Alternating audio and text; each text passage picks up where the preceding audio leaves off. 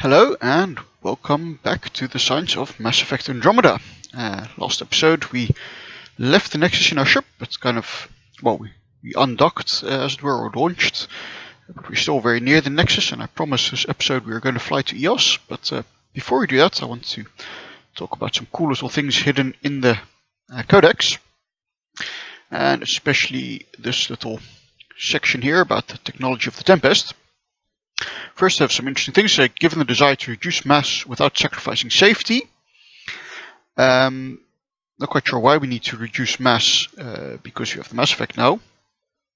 Okay, apparently we still want to reduce mass, in which case you could design the ship more efficiently. Anyway, the electrical charge from the Tempest capacitors is used to keep the ship stable by a prototype piezoelectric vibration reduction technology. When the ship's superstructure is bent by vibrations, such as during atmospheric re-entry or complex flight maneuvers, piezoelectric elements receive an electrical charge that bends bulkheads in the opposing direction, reducing vibrations and smoothing the ship's flight path. Interesting mix in there of things that don't make too much sense or are not entirely correct, but some really cool real-world science in there as well. So first of all, we talk about keeping the ship stable. Usually you would mean kind of the movements of the ship itself and not the structure of the ship, which you're talking about here, right? So keeping the ship stable means that it will kind of keep flying in the direction you want it to fly, and doesn't refer to the actual movements of the structure. And superstructure is also a bit of a weird word, right? Ships have a normal water-going ships have a superstructure, right? They have a hull, and then on top of that there's a superstructure, because that's the part that's on top of the hull. Right, the cabin or whatever, and the hull is the part that goes into the water.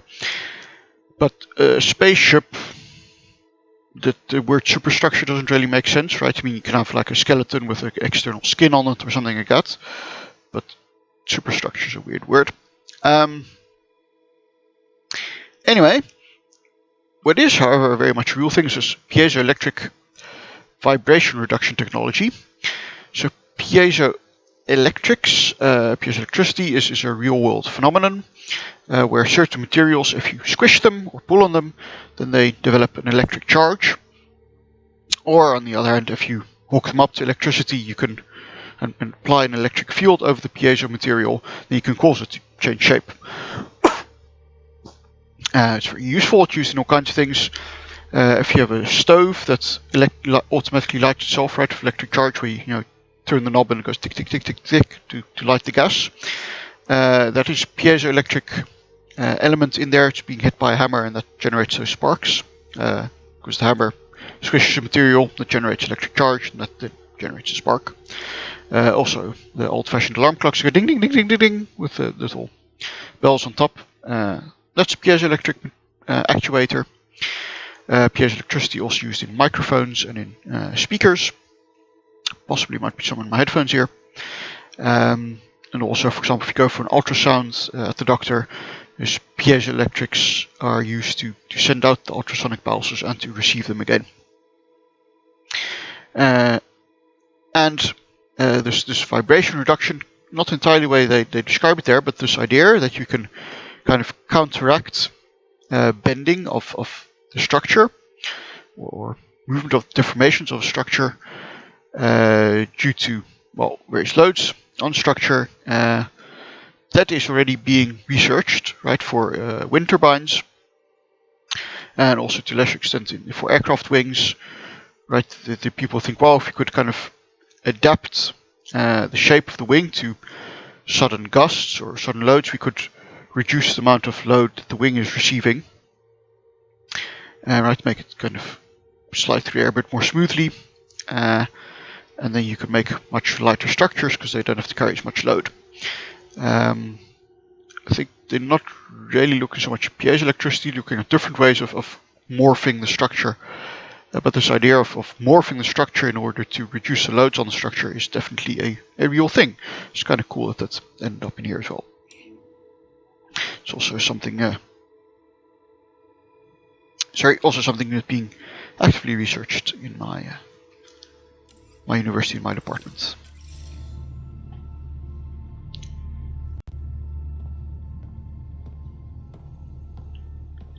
Also, if I remember, I'll add a link to some people from a different research group at the same department at my university talking about some of their research with piezo materials, which is pretty cool.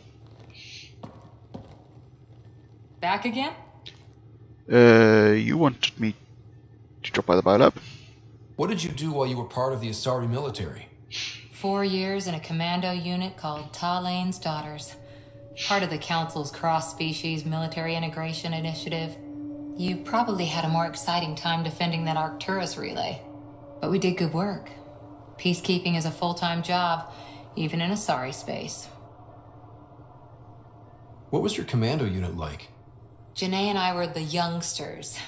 Tethys was our old lady sniper. Callia patched us up, and Valenza prayed between firefights.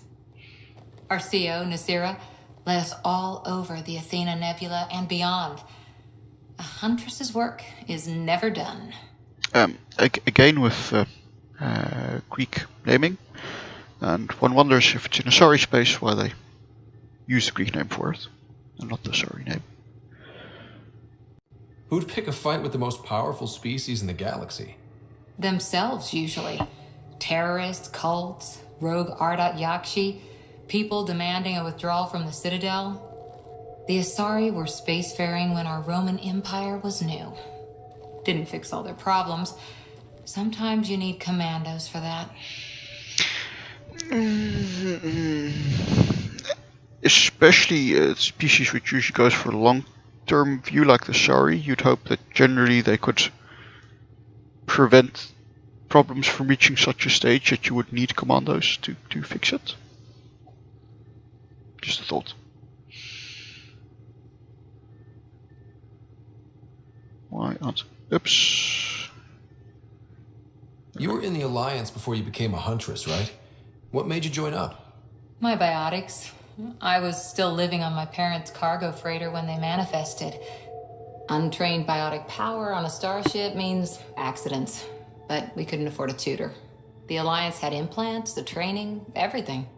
Old history now. Your turn. Remind me why you came to Andromeda. I spent years watching pioneers go through the Arcturus mass relays. Off to glory, while I stayed behind. Then Dad's career collapsed. His AI research made him too toxic. I heard. Must have changed everything for your family.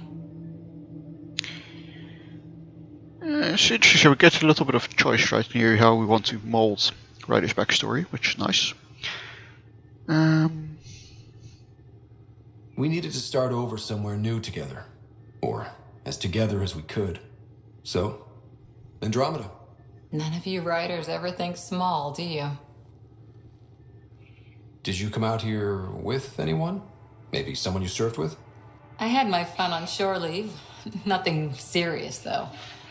Asari huntresses figure things out, but I was there for soldiering, not romance.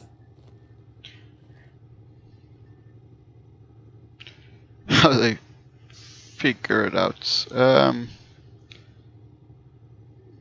Yeah, that seems a bit too personal task. I was just wondering. Careful.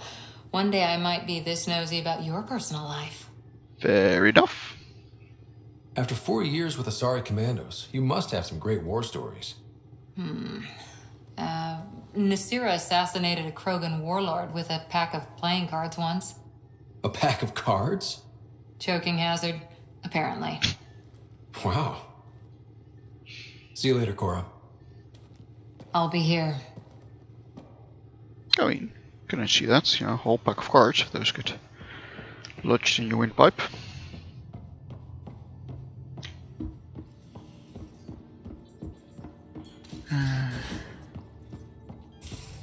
So apparently I had email. Where's my...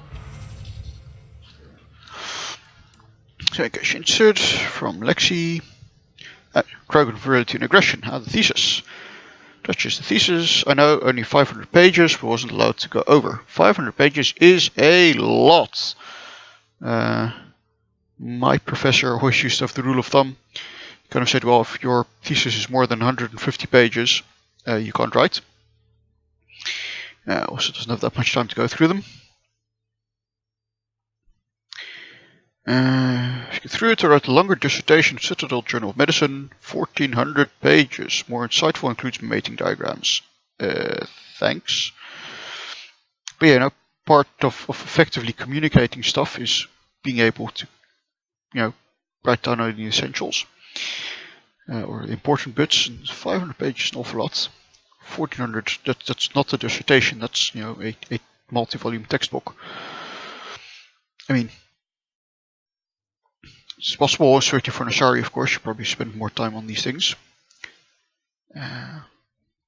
Anyway. Yay! Got a paper from Subi. Light bit I'm reading, I don't know. Attachment, Helios Pedology, Sunware.it has been categorized as spam, is now quarantined. No, how dare you, it's science.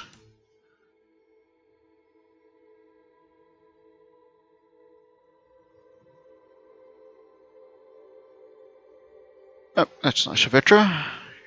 If there's anything I don't like, Vetra won't do it. It's good to hear. The place let be. Here's where we get to fix things. There's people on the ground. I have eyes on how to get them where they need. Sort of just make it happen. It's why I joined Hustle and exactly why I came here. We'll do it. DM is included a list, media themed to frontiers. Genres include Western, space opera, and oddly Turian historical dramas.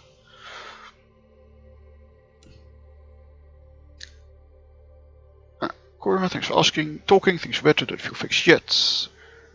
Protect over yourself. Grief and fear can rule you. Let them be your faithful servants, protective of their mistress. Loss serves huntress like fuel serves fire. So some sorry religious writing, I guess. Plans coming along. Sam and I are learning what to need together. Interesting times. So that's good.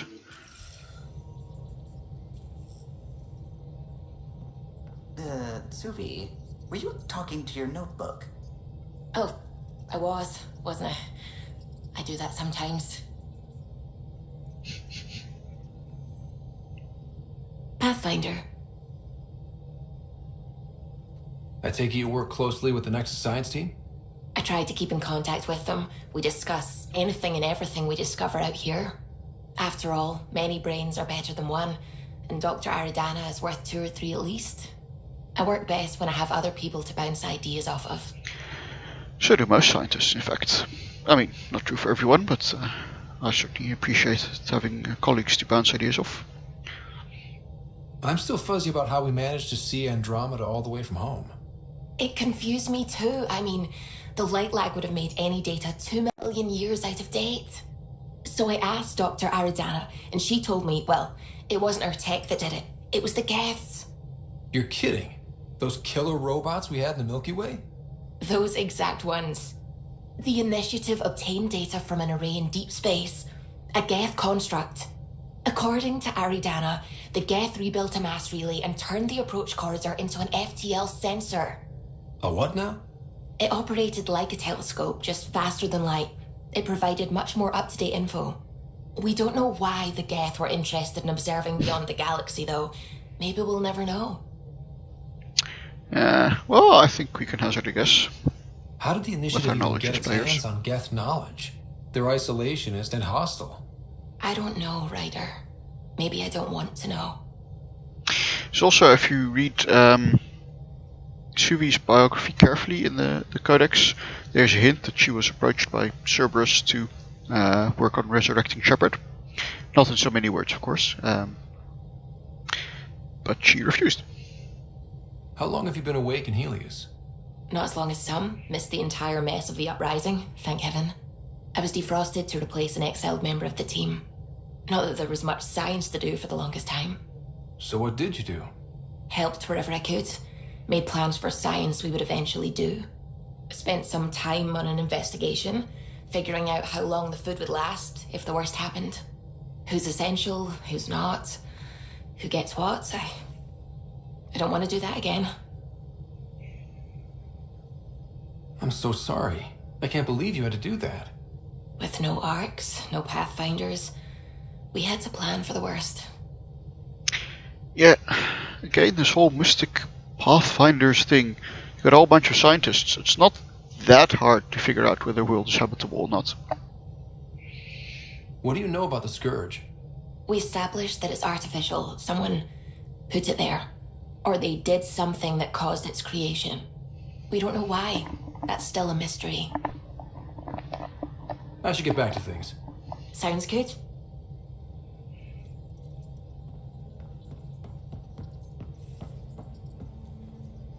What can I do for you? If you helped to build the Tempest, you must know plenty about her. Just about everything. By memory. It was quite the effort to get her working. The initiative needed absolutely up-to-date technology, which we all had to coordinate, and some of it was rather tricky to acquire. Acquire? Buy. Legally and above board, of course. Yes. Sadly, the other Pathfinder vessels were lost when the Scourge hit the Nexus. The Tempest is truly unique. You know, I haven't actually met many Solarians. Careful. Depending who you ask, we're conniving spies, genius researchers, or meddling scientists. We have to pack a lot of living into 40-odd years. Everything gets accelerated. Lines blur. I just hope we don't repeat our old mistakes out here. I'll let you concentrate. You know where I'll be. Interesting. Pity we can't ask him about what he sees as mistakes, because that would be illuminating. Alright, galaxy map time.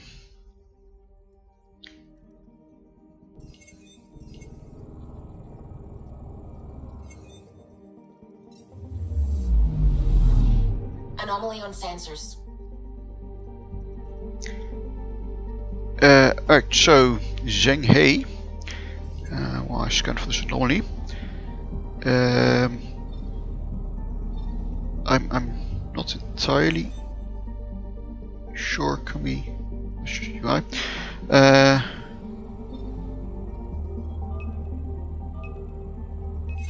Deploying probe. Anomaly found.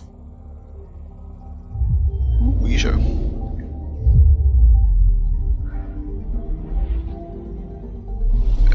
So maybe this is just a thing with how Chinese is transliterated. Because I know Zheng He as a Chinese admiral who was kind of an explorer or traveler. ESO. Deposits, yay, got some ESO, very good.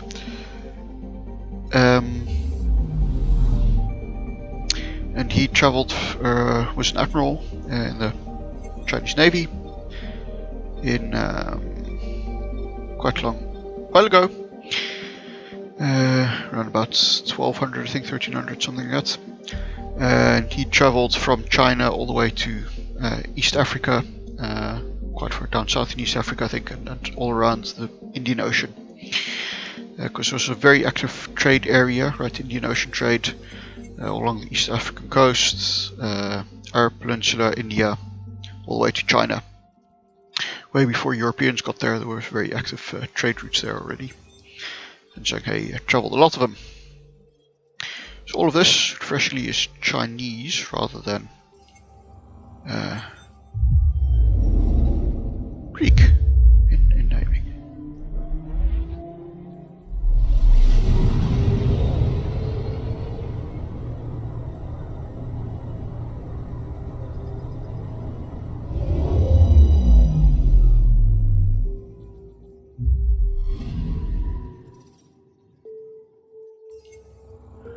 So, Mach 1.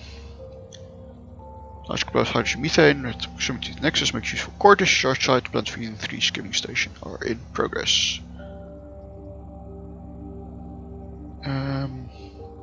This looks like a gas giant. When asked, it says atmospheric pressure 1.6 atmospheres.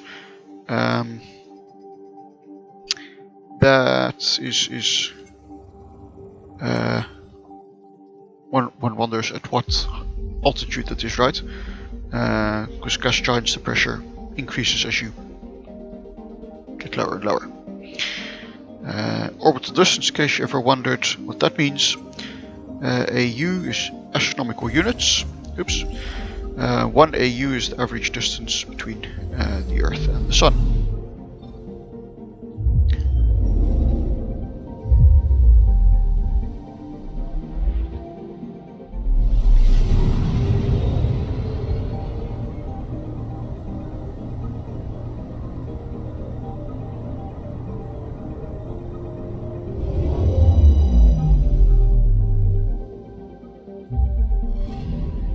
Anomaly on sensors.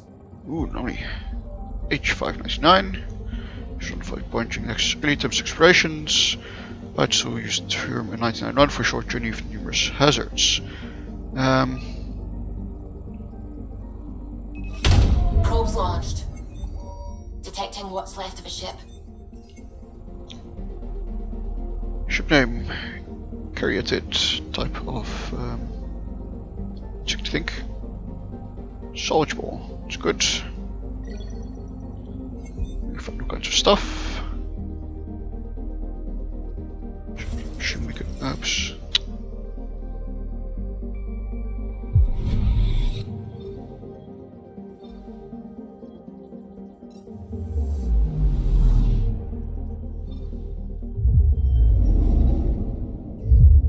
Like the scanning mechanic, it works a lot better than it used to.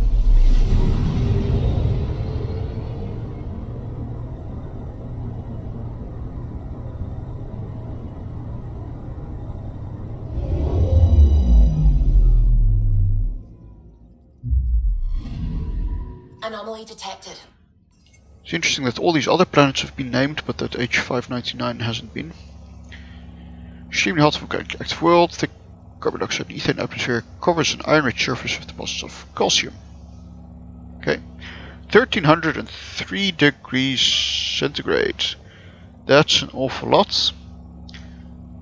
Orbital distance 1.3 AU, orbital period 0.8 years. That makes no sense, I think.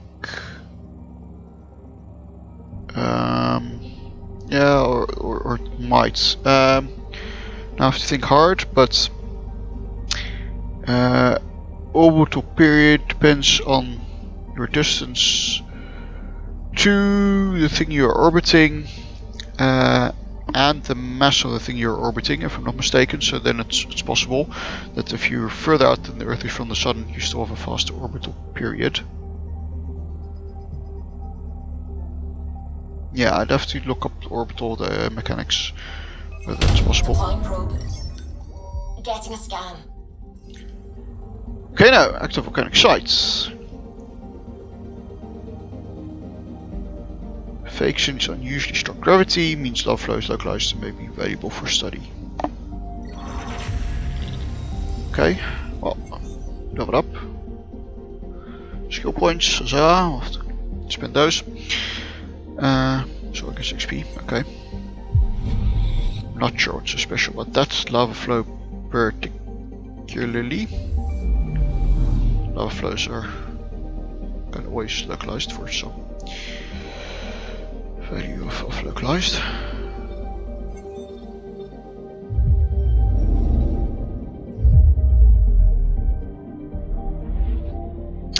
So, like in most sci-fi and space games, space here is exceedingly pretty with all these beautiful nebula and colors and stuff going on in the background. In real life, of course, space is mainly just black and empty. Lots of rings around these planets.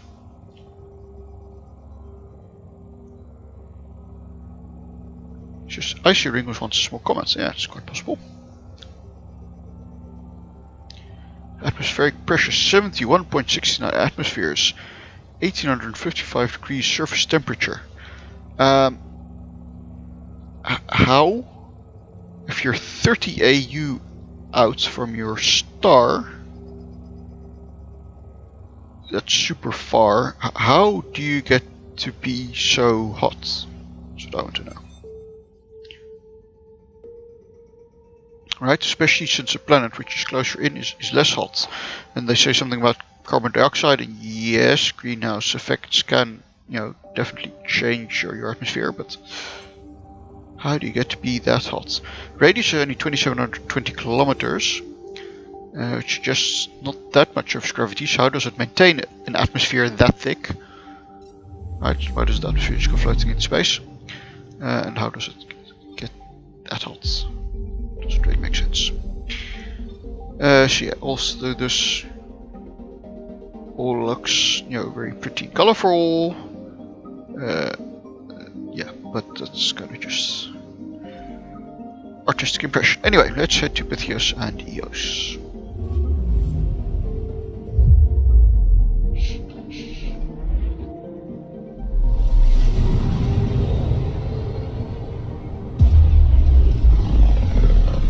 I mean, to be honest, you're probably very happy that they make space pretty for us to look at, right? Because System. real space for you. Andromeda Initiative Habitat 1. Really Designated ugly otherwise. Eos. It was supposed to be an easy first step. Until no one else showed and we got clobbered. Twice. Why has Sam altered frequency detection? What are we hearing, Sam? There is a signal, Pathfinder. I recommend an immediate examination of Eos. Sounds good. Probe away. Tracking a huge mineral deposit. Oh. Yeah, we like minerals.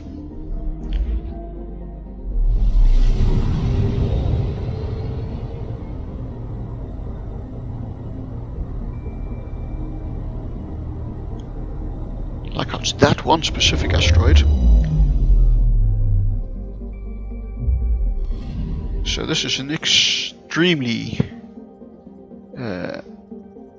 dense asteroid field. It's iron, huzzah. Which is also kind of sci-fi trope, right? We know from Star Wars, of course. When they fly through the asteroid field, try to shake people off. You have all these rocks. It takes really lots of effort to avoid. So also in our solar system, we have an asteroid belt between Mars and Jupiter. And there are lots of asteroids there. The count is up to hundreds of thousands, if I'm not mistaken. But space is big. Really, really, really big. Vastly big. Which means that even though there's these hundreds of thousands of asteroids, it's still really hard to hit one, right? They're still thousands, 10,000s, hundreds of thousands of kilometers apart. And we've sent plenty of spacecraft through the asteroid belt. The Voyagers, Cassini, basically everything we've sent to Jupiter, so Galileo, Juno. So, yeah, it makes for good drama to have asteroid fields this dense in your sci-fi story, but in real life. Aware of the signal on Habitat 7. Possible atmospheric manipulation. Is that possible? We'll find out. If it is like Habitat 7, no doubt we'll run into the Cat. Cataloged as non-viable after numerous attempts to settle. Wow, okay. Anyway, let's go to the landing zone. Do I want to disembark the Tempest? Yes. Sniper rifle, assault rifle is good. I don't think I have any choice ready on my... Oh, I do have choice on my armor. 10% XP increase. Sounds good.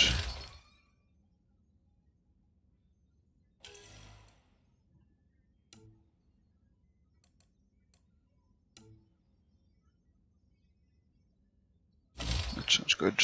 XP and weapon damage. And full matching legs and arms. Okay. Confirm. See you on the ramp. Ready, Freddy? Hope we're all that ready. Callow, all right? Integrating search area from Sam. How he pulled that mystery signal through the storms, I have no idea. Multisensory neural collation. Amazing. Factory fresh across the board. Spinning up the compensators. You're already tuning the displays. We'll get a better read on this pass than the Nexus has had in months.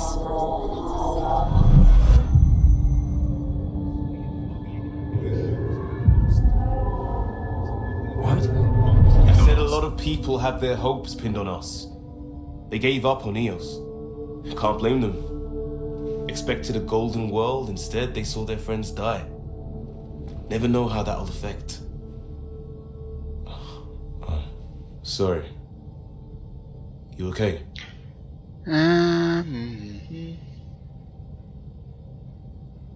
I've got the training, people, the tools. We can do this. Pathfinder, the Tempest checks out. We're good.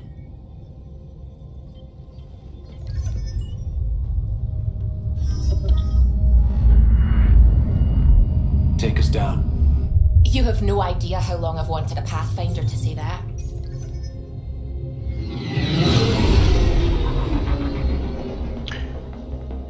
Well, somewhere between 0 and 14 months, I guess. Shields holding, adjusting entry. We got this, right?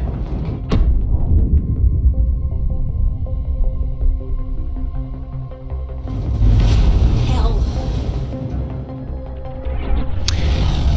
Yeah, I do wonder why we're picking a desert world with radiation. There. Set us down at this nav point. Contaminated storms as our first choice for colonizing. You know, I think if we want to grow food, because that'll be our first issue, you'd assume, we'd also want